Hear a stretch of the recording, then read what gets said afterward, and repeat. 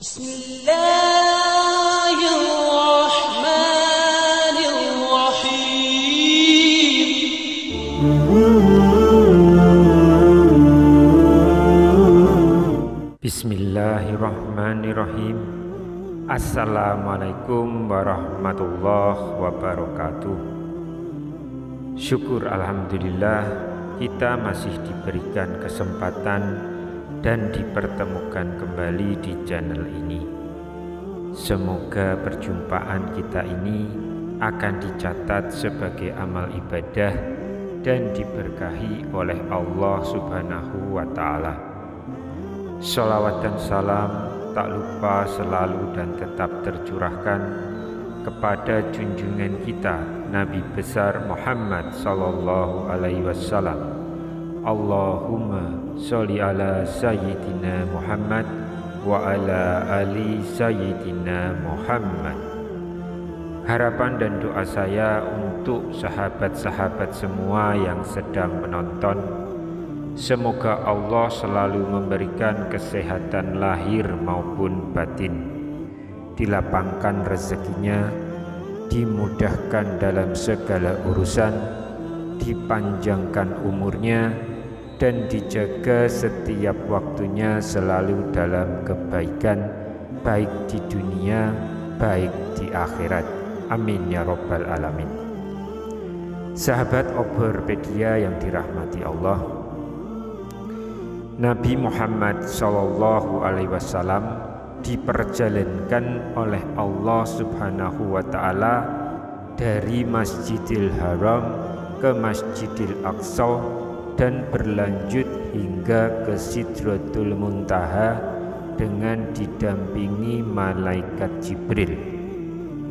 Peristiwa semalam itu memberikan pengalaman penting bagi Rasulullah sallallahu alaihi wasallam karena dapat mempertemukannya dengan banyak orang dengan beragam karakter.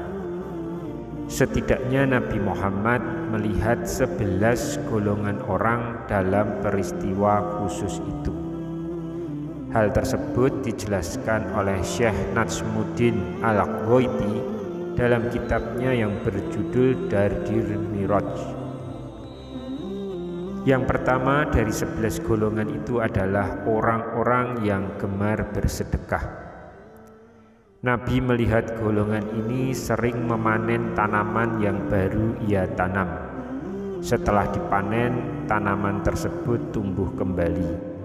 Begitu seterusnya sehingga hasil panen mereka melimpah ruah. Mereka adalah orang-orang yang menginfakkan hartanya di jalan Allah, dan Allah akan mengganti semua hal yang diinfakkan di jalannya. Golongan kedua adalah orang-orang yang senantiasa berpegang teguh pada agama Allah. Ketika itu Nabi mencium bau yang sangat harum, dan ketika ditanyakan kepada Jibril, malaikat Jibril menjelaskan bahwa bau harum tersebut berasal dari keluarga besar Masyitoh yang dimasak hidup-hidup oleh Fir'aun karena tidak mau mengakuinya sebagai Tuhan. Golongan ketiga adalah orang yang malas mengerjakan sholat fardu. Saat itu Nabi melihat sekelompok orang yang kepalanya pecah dan utuh kembali secara berulang-ulang. Nabi begitu iba melihatnya. Kemudian Jibril menjelaskan kepadanya bahwa mereka adalah orang-orang yang kepalanya berat untuk melaksanakan sholat fardu sehingga urung menunaikannya. Itulah siksaan yang akan diterima oleh orang-orang yang malas melaksanakan kewajiban sholat fardu di hari pembalasan nanti. Yang berikutnya adalah orang-orang yang enggan bersedekah. Mereka tampak oleh Nabi tengah memakan pohon duri, yaitu pohon yang kering dan berduri, zakum, tumbuhan yang rasanya pahit, dan batu yang sangat panas. Kemudian golongan kelima, Nabi melihat pezina yang lebih memilih wanita lain di luar istrinya sendiri. Kelompok orang ini digambarkan pada saat itu seperti orang yang menggenggam daging empuk dan daging busuk. Namun orang-orang itu memilih memakan daging busuk daripada daging empuk yang dibawanya. Orang-orang ini menurut Jibril adalah orang yang lebih memilih tidur dengan perempuan lain padahal ia memiliki istri yang sah. Yang keenam adalah kelompok yang dilihat Nabi, yaitu perampok atau pembegal. Nabi Muhammad SAW melihat golongan ini seperti kayu yang berada di tengah jalan. Saat ada orang yang melewati jalan tersebut, orang itu terbakar karena kayu itu.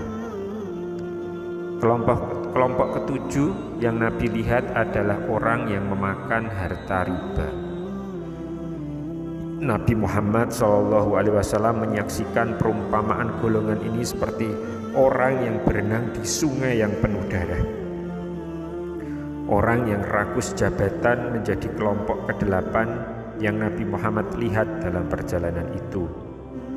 Rasulullah melihat golongan orang yang memikul kayu bakar di pundaknya.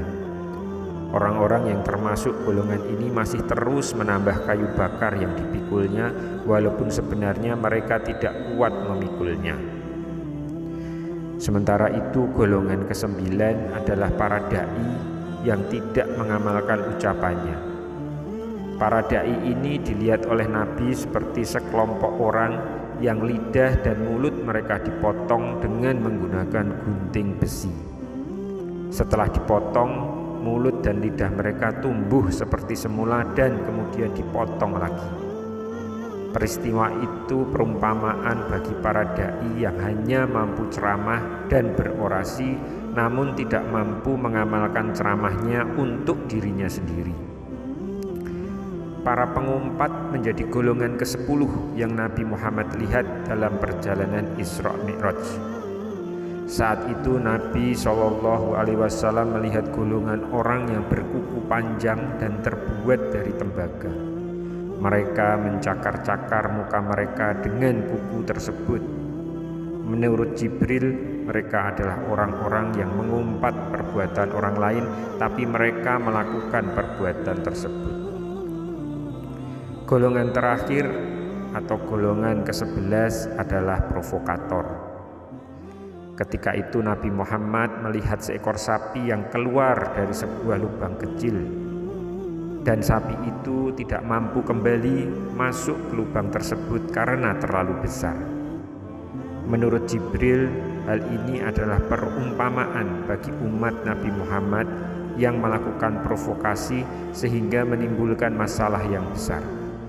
Dan saat tersadar akan ulahnya, ia tidak mampu menyelesaikan masalah besar tersebut.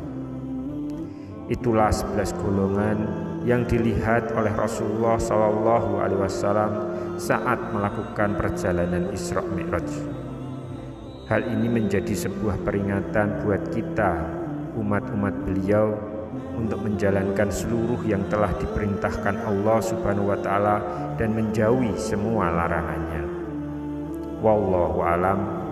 Wassalamualaikum warahmatullahi wabarakatuh.